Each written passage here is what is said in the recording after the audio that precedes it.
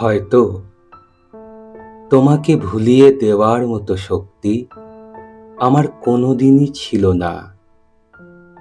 তবুও তোমাকে ধন্যবাদ জানাতে ইচ্ছে করে সেই ক্ষণিক অথচ গভীর মুহূর্তগুলোর জন্য।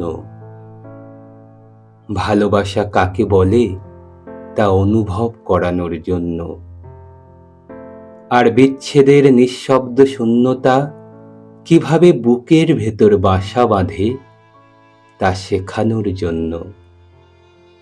হয়তো তোমাকে ভুলে যাওয়া আমার পক্ষে সম্ভব নয়, তবুও তোমার প্রতি শ্রদ্ধা আজও নির্মল অবিকৃত।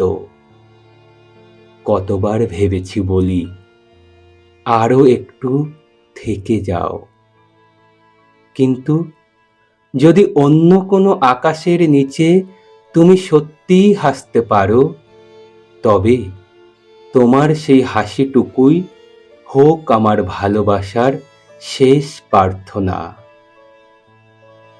একটা কথা স্বীকার করতেই হয়, তোমাকে ঘৃণা করার সামর্থ্য আমার নেই।